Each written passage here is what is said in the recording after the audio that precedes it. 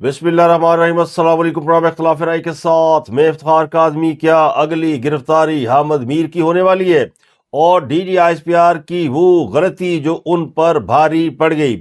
وادی تیرا میں آپریشن کے حوالے سے نیا پنڈورا باکس کھل گیا کہ نوٹیفیکیشن کس نے جاری کیا، اور سہیل افریدی کو قتل کرنے کی سازش کا انکشاف۔ منصوبہ کہاں تیار ہوا، کس نے تیار کیا؟ کالعدم تحریک لبیک کے لیے ایک بری خبر میں اچھی خبر کے انصر رضوی زندہ گرفتار ہو گئے۔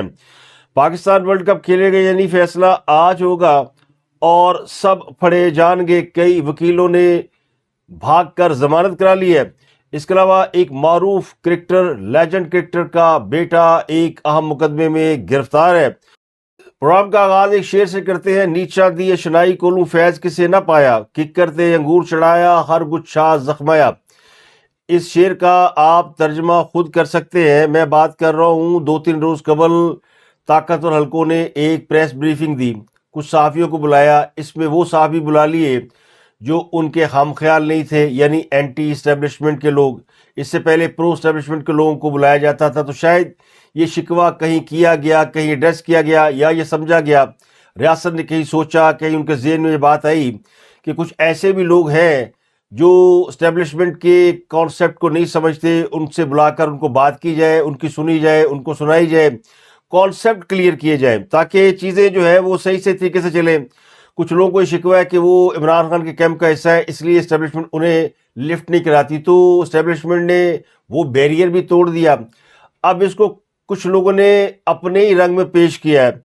ان میں جو لوگ شامل تھے ان کے بارے میں بات کروں گا، لیکن جو بھی لوگ اس میٹنگ میں گئے ان میں جو لوگ پرو اسٹیبلشمنٹ تھے ان کی خبر تو ہم نے آپ کے ساتھ شیئر کر دی تھی کہ کس طرح غزہ بورڈ کے حوالے سے فوج نے اپنی پوزیشن کلیئر کی ہے، کانسیپٹ کلیئر کیا ہے، لیکن جو اینٹی اسٹیبلشمنٹ گروہ تھا اس نے اپنی مرضی کی انٹرپریٹیشن کی اور ایک نیا جھگڑا شروع ہو گیا۔ سب سے پہلے تو کچھ لوگوں نے دعویٰ کیا کہ فوج نے ہمارے بڑے منتیں ترلے کیے ہیں اور یہ کہا کہ ہمارے ساتھ مل کر چلیں۔ یہ جو لسٹ بنائی گئی اس بار لوگوں کی، یعنی جو لوگوں کو انوائٹ کیا گیا، وہ پرو P T I I S I کے لوگوں نے بنائی۔ تو پہلا تاثر تو یہ دیا کہ جی اس بار ہمیں ہمارے لوگوں نے بلایا، ان لوگوں نے نہیں بلایا جو اس سے پہلے لوگوں کو بلایا کرتے تھے، جس کا مطلب ہے کہ ہمارے لوگ اب ڈومینیٹ کر رہے ہیں۔ دوسرا یہ دعویٰ کیا گیا کہ اس ملاقات میں یوٹیوبر سے مدد مانگی گئی ہے کہ ریاست پر اعتبار کریں اور ریاست کے ساتھ کھڑے ہوں۔ اب اس میٹنگ میں جو لوگ شریک تھے وہ خود تو بڑے سیانے نکلے کہ اپنے ویلاگز میں انہوں نے وہ باتیں نہیں کی جو انہوں نے ان لوگوں کے ساتھ کی جو کہ پاکستان سے باہر یوٹیوب کے اوپر پروگرام کرتے ہیں، ویلاگرز ہیں۔ تو انہوں نے اس پریس بریفنگ کو ایک غلط رنگ دے دیا۔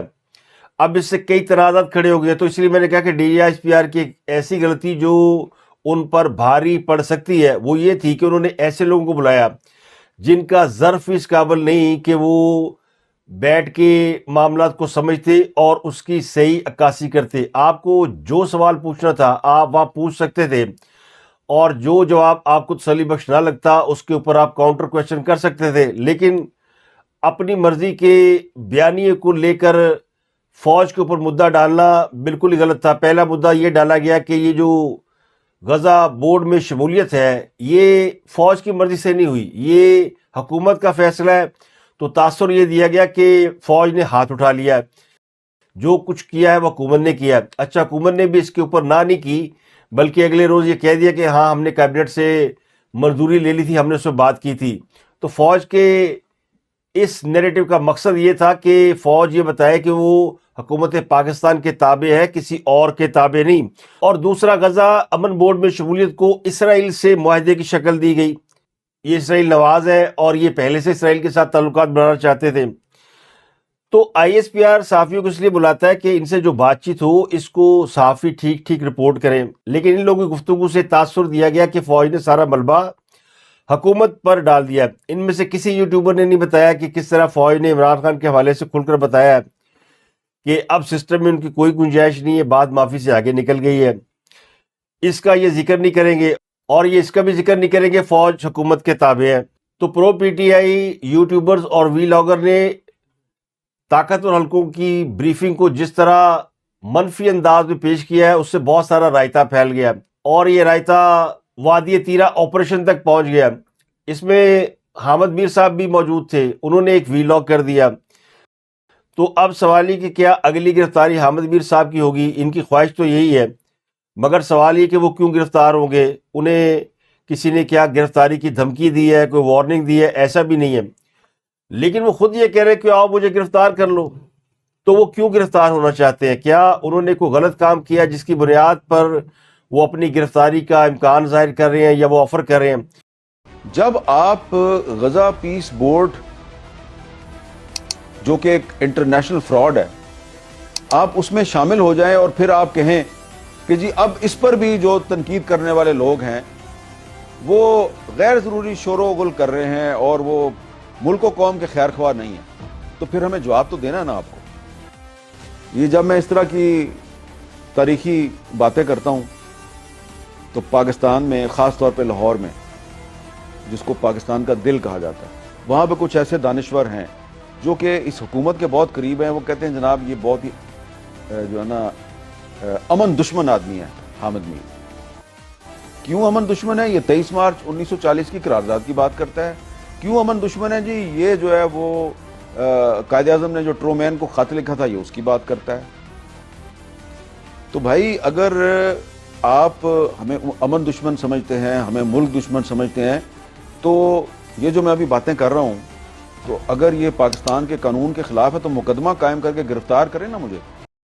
تو اب ان کی رائے میں ٹرمپ فراڈ ہے کیونکہ انہیں ٹرمپ پر شک ہے۔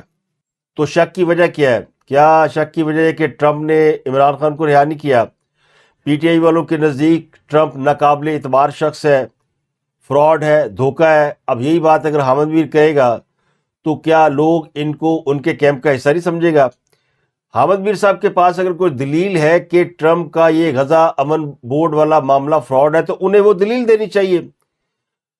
پاکستان کو اب تک ٹرمپ نے کوئی نقصان نہیں پہنچایا، بلکہ پاکستان کی اس نے خدمت کی ہے۔ اگر ٹرمپ یہ نہ کہتا کہ بھارت کے خلاف مئی میں ہونے والی جنگ میں ہم نے ان کے 8 جہاز گرائے ہیں اور ان کو پھینٹی لگائی ہے، کم از کم 35 جگہ پہ ٹرمپ نے یہ ذکر کیا ہے، ہر بار وہ تذکرہ کرتا ہے کہ اس جنگ میں 8 جہاز گرے، تو پاکستان کے حق میں وہ بات جاتی ہے اور پاکستان کی مسلح افواج کے سربراہ کو وہ وائٹ ہاؤس میں مدعو نہ کرتا ایک فاتح جرنیل کی حیثیت سے، تو دنیا کو یہ پتہ نہ چلتا کہ پاکستان نے کتنا بڑا مارکا سر انجام دیا ہے اور وہ field marshal general Asif Munir کی تعریفیں نہ کرتا، تو ہمارے عرب ممالک کے دوستوں کی عقل ٹھکانے نہ آتی۔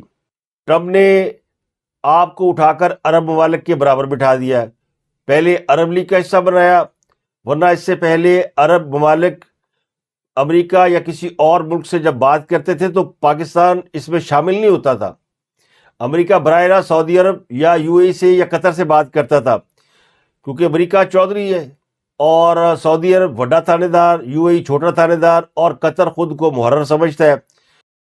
تو عرب ممالک ہمیں مسلمان ملک ہونے کے باوجود اور ایٹمی ملک ہونے کے باوجود وہ مقام کبھی نہیں دیتے تھے جو کہ ٹرمپ کی وجہ سے آج ہمیں مل رہا ہے۔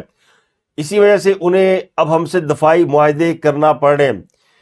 تو ٹرمپ جو ہے وہ پاکستان کے ساتھ کھڑا ہے۔ اب ٹرمپ ہمیں پسند نہیں ہے، یہ درست بات ہے، جس طرح وہ اسلامی ملکوں کو ڈیل کرتے ہیں اور ابھی بھی ایران پر حملے کی دھمکیاں دے رہا ہے، تو بحیثیت مسلمان ہم سمجھتے ہیں کہ ٹرمپ اچھا آدمی نہیں ہے، یہاں تک بات سمجھ میں آتی ہے۔ لیکن یہ غزہ امن بورڈ کا منصوبہ فراڈ ہوگا تو اس کے لیے آپ کو کوئی لاجک دینی ہوگی، اور اگر آپ اس کو فراڈ کہہ کے کہتے ہیں مجھے گرفتار کر لو تو آپ کو بھی یہ لاجک دینی ہوگی کہ آپ کو کیوں گرفتار کیا جائے۔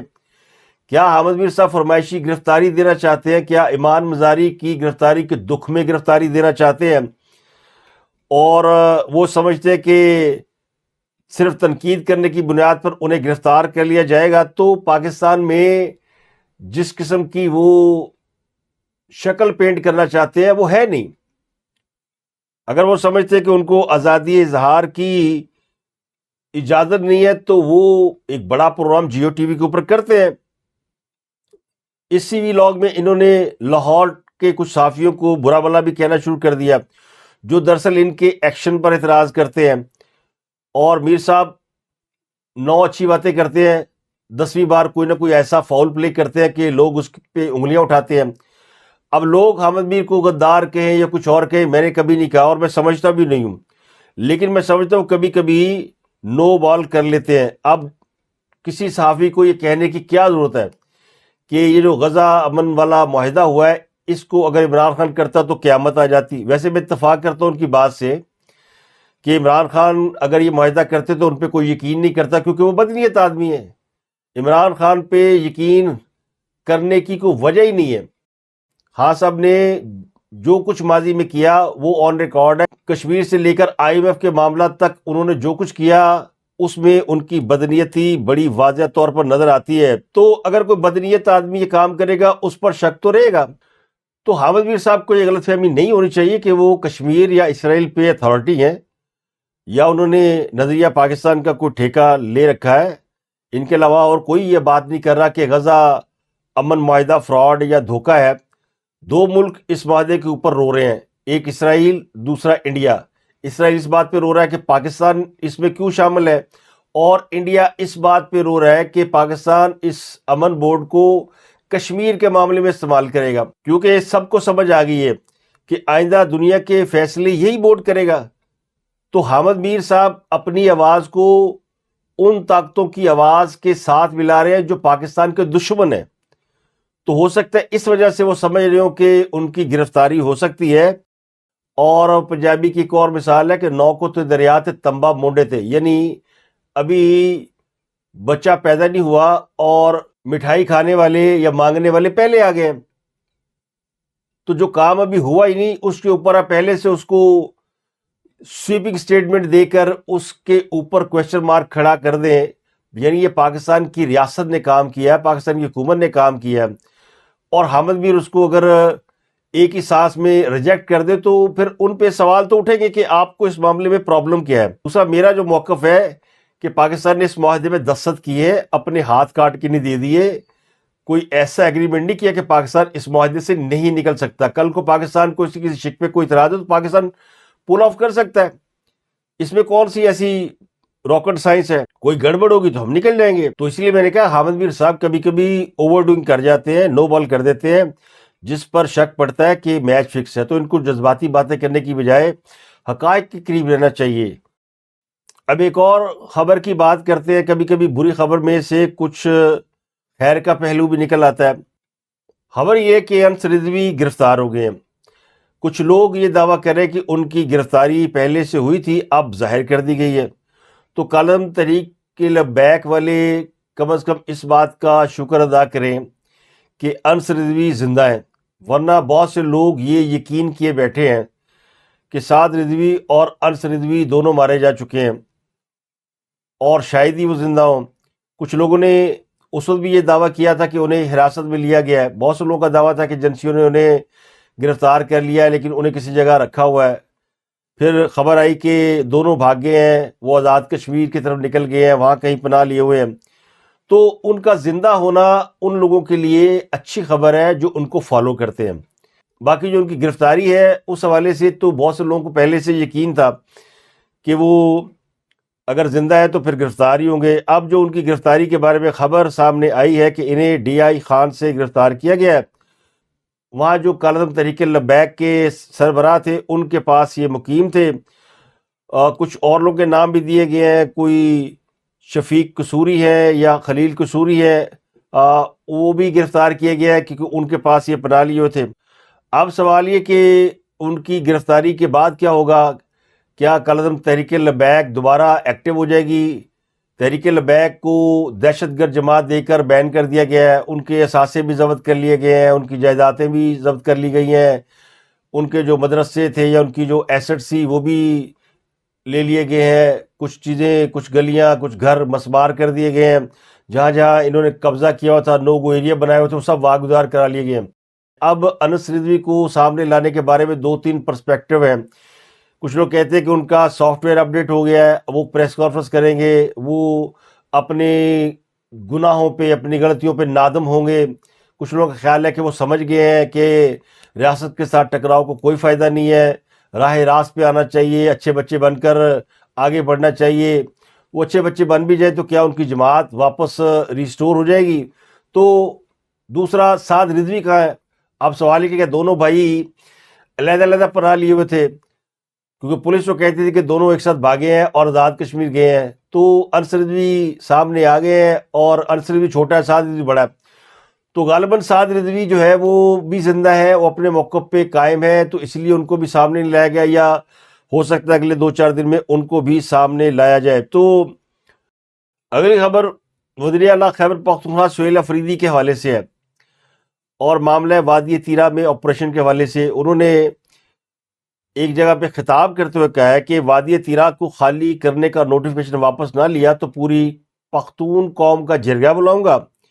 مجھے ہٹانے کے لیے 3 آپشن ہے: گورنر راج لگایا جائے، مجھے نااہل کیا جائے، یا مجھے قتل کر دیا جائے گا.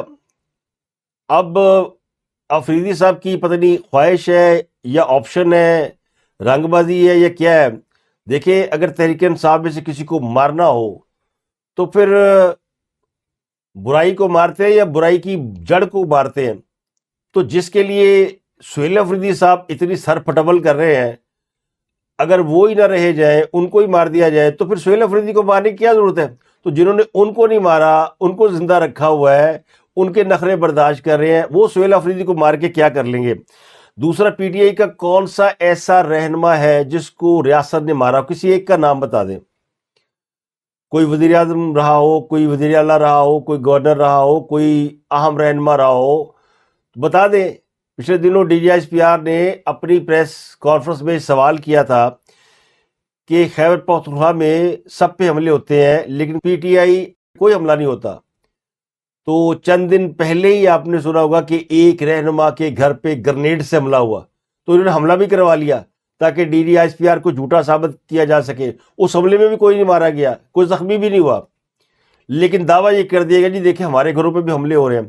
اس لیے میں نے یہ سوال اٹھایا کہ پی ٹی آئی کا کون سا رہنما ریاست کے ہاتھوں مارا گیا؟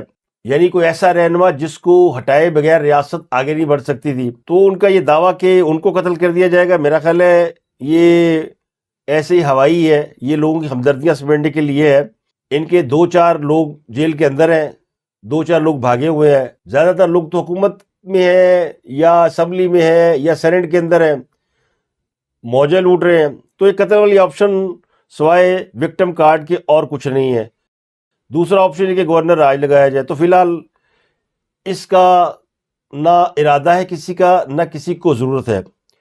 اس کی وجہ میں بتاتا ہوں کہ یہ طے کر لیا گیا کہ کے پی کے میں جو کچھ پی ٹی آئی نے کیا ہے، جو کچھ بویا ہے، الیکشن میں یہ اسی کا پھل کاٹیں گے. ان کو شہید بننے کا موقع نہیں دیا جائے گا. جو ڈھول انہوں نے اپنے گلے میں ڈالا ہوا ہے کے پی کے کی حکومت کا، وہ انہیں بجانا پڑے گا. تو گڈ بیڈ اگلی جو بھی ہے وہ سب کا حساب انہیں دینا پڑے گا. عمران خان کے خلاف تحریک عدم اعتماد اگر نہ آتی، یہ 5 سال پورے کرتے تو الیکشن میں ویسے ہی وائپ آؤٹ ہو جاتے. یہ تحریک عدم اعتماد لا کر ان کو دوبارہ جو پاپولرٹی کا تاج پہنایا گیا، وہ بھی ایک بہت بڑا لیسن ہے، بہت بڑی غلطی ہے. اس غلطی کو کوئی بھی نہیں دہرائے گا. اس کے علاوہ جو تیسرا آپشن انہوں نے دیا ہے کہ مجھے نااہل کر دیا جائے گا، تو آپ کی جگہ کوئی اور آ جائے گا. اگر گنڈا پور کی جگہ آپ آ سکتے ہیں، گنڈا پور بھی عشق عمرانیہ میں مبتلا تھا، جان دینے پہ تیار تھا. آپ بھی کہتے ہیں میں عشق عمران میں جان دے سکتا ہوں، کوئی اور بھی ہوگا. کئی لوگ تو اپنے عزیز و اقارب بھی عمران خان کو دینے کو تیار ہیں. میں نام لیے بغیر کہہ سکتا ہوں، مگر ایسے رشتے بھی لوگ دینے کو تیار ہیں جو شاید عام آدمی سوچ بھی نہیں سکتا. تو یہ تینوں آپشن میں کوئی حقیقت نظر نہیں آتی. اب یہ کہتے ہیں کہ وفاق نوٹیفیکیشن واپس لے، تو وفاق نے تو نوٹیفیکیشن جاری نہیں کیا. نوٹیفیکیشن تو جاری کیا ہے کے پی کے گورنمنٹ نے. 4 ارب روپے کے فنڈ کے پی کی گورنمنٹ نے جاری کیے. نقل مکانی کے لیے آپ کی صوبائی انتظامیہ نے وہاں کی مقامی جرگے سے معاہدہ کیا. نہ فوج نے ایگریمنٹ کیا، نہ فوج نے سائن کیا، نہ فوج نے کسی کو حکم دیا کہ خالی کر دیں. ہاں، فوج نے یہ ضرور کہا کہ اس علاقے میں آپریشن ہونا ہے. تو مینگاروا میں اسٹریٹ موومنٹ ریلی کے شرکا سے خطاب دراصل جو لوگ ہیں ان کا جوش و خروش بڑھانے کے لیے تو ہو سکتا ہے، مگر اس میں حقیقت کوئی نہیں.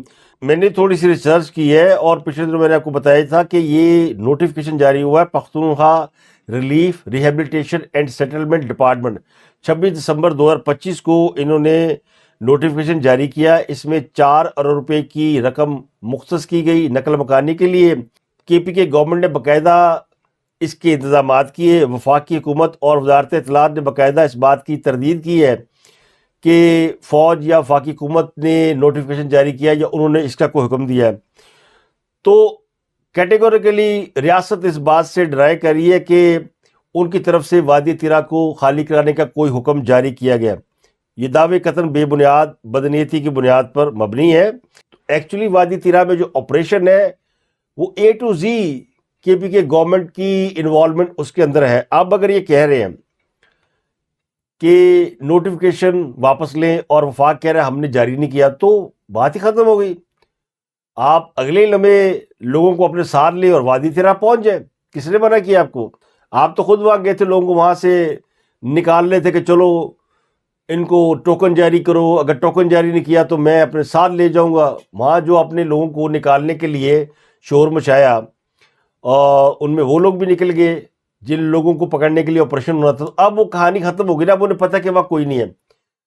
تو اب یہ شیر بن گئے ہیں. جب تک ان کو یہ پتا تھا کہ وادی تیرا میں کالعدم ٹی ٹی پی کے لوگ موجود ہیں, وہ پکڑے جا سکتے ہیں, تو یہ بھیگی بلی بنے ہوئے تھے. جب انہوں نے وہاں سے لوگوں کو ایویکویٹ کر لیا, اب وہ کہہ رہے ہیں کہ یہ آپریشن کرنا تو کرو, وہاں تو بدہ ہی کوئی نہیں ہے, اور جو نوٹیفیکیشن کیا واپس لو, کیونکہ ان کی اپنی قوم کے اندر سے انہیں چھتر پڑ رہے ہیں. 2 روز قبل انہوں نے وہ منرلز کا بل اپروو کیا تھا, جب اندر سے ان کو لوگوں نے برا بلا کہا تو واپس لے لیا. تو سہیل افریدی صاحب نے کم از کم اپنے یوٹیوبر اور ولاگر کو بیچنے کے لیے چورن دے دیا کہ مجھے مار دیا جائے گا. آپ کو پتہ ہے پی ٹی کے اندر اکثر لوگ اس بات کے دعوے کرتے ہیں. ہاں سب تو جب پکڑے نہیں گئے تھے تو وہ لوگ بتاتے تھے کہ مجھے مار دیا جائے گا.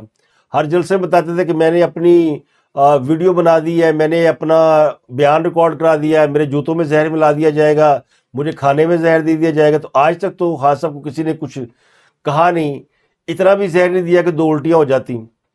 ان کی تو لوگ حفاظت کرتے ہیں, حکومت کو وقتہ پڑا ہوتا ہے, ریاست کہتی ہے جیل سے کچھ ہو نہ جائے, 6 ڈاکٹروں نے چیک کرنے جاتے ہیں, جم دیا ہو کہ صحت مند رہے, تو سہیل افریدی کو مارے گا, سبحان اللہ. اگلی خبر ہے کہ جناب بہت سے وکلا کی جان شکنجے میں آ گئی. اب وہ اپنی ضمانتیں کراتے پھر رہے ہیں, کیونکہ خود ہی بعض لوگ کہتے تھے کہ ریاست ہارڈ اسٹیٹ بن چکی ہے, تو ریاست نے ہارڈ اسٹیٹ بن کے دکھا دیا ہے.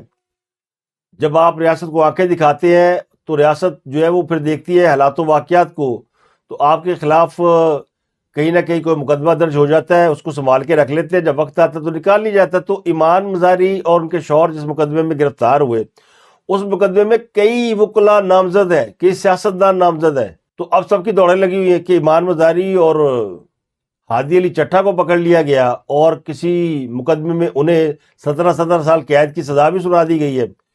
تو اس کا مطلب ہے کہ وکیلوں کی شامت آ گئی, تو وکیلوں کی لگی ہوئی دوڑیں. اس ایف آئی آر میں ایمان مزاری کے علاوہ مصطفیٰ نواز کھوکھر کا نام ہے, ریاست علی آزاد, بیا واجبہ ہے, نیاز اللہ نیازی ہے, کراچی بار کے اجمل گرایا, اشتیاق خان اور کئی لوگ کے نام ہیں. اور آپ کو پتہ ہے یہ مقدمہ وہ ہے جس میں وکلا نے پولیس کی وردیاں پھاڑ دی تھی, ان کی پٹائیاں لگائیں, ان کو ڈنڈوں سے مارا, ان کے اوپر بہت وائلنس کیا تھا, وائرلیس سیٹ چھین لیے اور ان کی اینٹی ریٹ کٹ چھین لی. تو یہ باقاعدہ ایف آئی آر کے اندر مینشن ہے.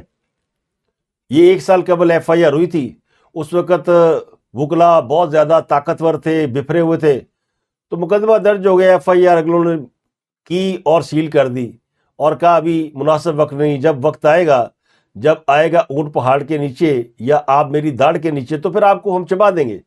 تو ریاست نے وہی کیا اور اب ان کے نام آگے ہیں اور یہ کہتے ہیں کہ ہمیں نوٹس تک نہیں بھیجا گیا. 200-250 لوگ ہیں اس مقدمے کے اندر, زیادہ تر وکیل ہیں. تو ایف آئی آر میں نامزد جتنے وکیل تھے وہ سیدھے بھاگے گئے عدالت. انسداد دہشت گردی کی عدالت کے جج طاہر عباس سپرا نے ان کو 2 فروری تک عبوری ضمانت دے دی گئی ہے. جب تک یہ ضمانت مستقل نہیں ہوگی ان کے اوپر گرفتاری کی تلوار لٹکتی رہے گی. تو یہ جو خود ساختہ انقلابی ہمیں نظر آ رہے تھے, جن میں بہت سارے وکلا بھی تھے, بدقسمتی سے وہ بھی کیریڈ اوے ہو گئے, تو ان کے اوپر ایک خطرے کی تلوار تو لٹکنا شروع ہو گئی ہے. اب بات کرتے سانحہ گل پلازہ کے حوالے سے. 10-11 روز گزر چکے ہیں اور اس سانحے میں جام بحق افراد کی لاشوں اور باقیات کی تلاش کے لیے جو سرچ آپریشن جاری تھا وہ مکمل کر لیا گیا ہے. اب فیصلہ کر لیا گیا کہ اس عمارت کو سیل کر دیا جائے. کیونکہ فیصلہ یہ بھی ہو چکا کہ اس عمارت کو گرا دیا جائے، لیکن اب سرچ کا یا تلاشی کا عمل بند کر دیا جائے۔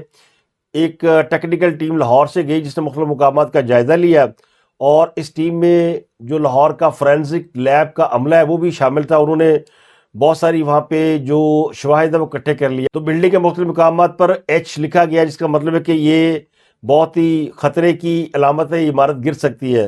اس سانحے میں جاں بحق افراد کی تعداد 73 ہو گئی ہے اور 23 لاشوں میں سے 16 کی شناخت ہو گئی ہے۔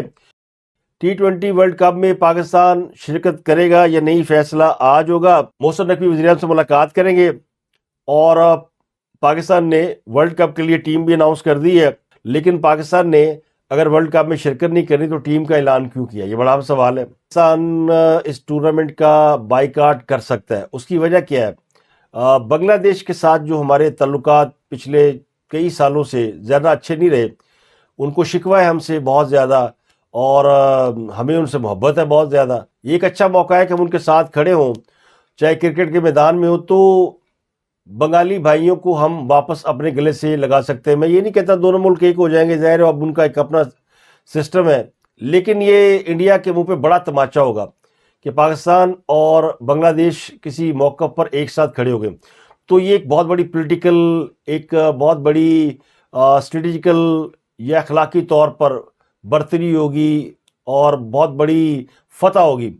ہم اس پورے نظریے کو سبوتاژ کر دیں گے، تباہ کر دیں گے، جس نظریے کی بنیاد پر 71 میں بھارت نے پاکستان کو توڑنے میں اہم کردار ادا کیا تھا، اور یہ ہمیشہ انڈیا والے بڑے پراؤڈ سے بتاتے ہیں کہ ہم نے پاکستان کو توڑ دیا۔ تو ہم بتا سکتے ہیں ان کو کہ ہم نے پاکستان کو واپس جوڑ دیا۔ یہ ایک اچھا موقع ہے۔ میری ذاتی خواہش تو یہ کہ پاکستان اس ٹورنامنٹ کا بائیکاٹ کر دے، لیکن فیصلہ حکومت نے کرنا ہے اور بورڈ نے کرنا ہے، جن کے مد نظر اور بھی بہت ساری اہم چیزیں ہیں۔ انڈر پروٹیسٹ پاکستان یہ ورلڈ کپ کھیل سکتا ہے۔ پاکستان کہہ سکتا ہے کہ ہم احتجاجاً کھیل رہے ہیں، اخلاقی طور پہ ہم بنگلہ دیش کے ساتھ کھڑے ہیں۔ ایک اور خبر کرکٹ سے ریلیٹڈ ہے، ایک لیجنڈ کے حوالے سے ہے۔ لیجنڈ کا نام ہے عبد القادر، پاکستان کے لیگ سپنر، گگلی بالر، اور پاکستان کا بیسٹ لیگ سپنر، دنیا کا ٹاپ لیگ سپنر۔ ان کے بیٹے پر گھریلو ملازمہ نے جنسی زیادتی کا الزام عائد کیا، جس کے بعد پولیس نے عبد القادر مرحوم کے بیٹے سلیمان قادر کو گرفتار کر لیا۔